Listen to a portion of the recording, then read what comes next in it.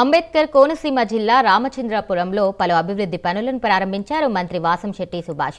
అనంతరం పలు వార్డులో మొక్కలు నాటారు. 15వ ఆర్థిక సంఘ నిధులు, జనరల్ ఫండ్స్ ద్వారా మొత్తం 12 అభివృద్ధి పనులు పూర్తి కావడం పట్ల మంత్రి సంతృప్తి వ్యక్తం చేశారు. రామచంద్రపురం నియోజకవర్గంలో 130 కోట్లతో అభివృద్ధి పనులు చేపట్టామని వెల్లడించారు మంత్రి. ఆదివారపుపేట వద్ద 5 కోట్లతో విద్యుత్ సబ్స్టేషన్, విద్యుత్ ఆధునీకరణ పనులు ప్రారంభించినట్లు చెప్పారు. రానున్న పుష్కరాల దృష్ట్యా మరో 130 కోట్లతో అభివృద్ధి ప్రతిపాదనలు సిద్ధం చేశామని వెల్లడించారు. రాష్ట్ర వ్యాప్తంగా ప్రభుత్వం ప్రకటించిన ర్యాంకుల్లో రామచంద్రాపురం నియోజకవర్గానికి 11వ స్థానం దక్కడం గర్వకారణమని హర్షం వ్యక్తం చేశారు.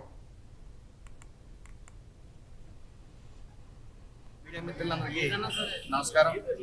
ఈరోజు రామచంద్రపురం టౌన్ అభివృద్ధి విషయంలో సుమారు 2,08,00,000తో ఈరోజు 12 పనులు ప్రారంభించడం జరిగింది.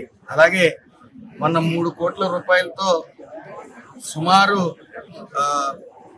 46 వర్కులు 3 కోట్లతో ప్రారంభించడం అతి త్వరలో ప్రారంభిస్తాం.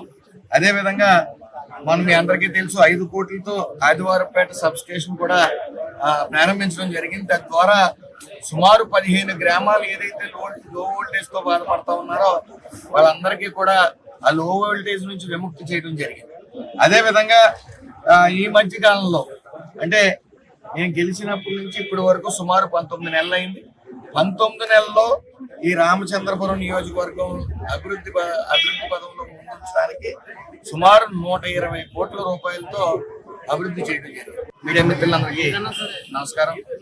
ఈరోజు రామచంద్రపురం టౌన్ అభివృద్ధి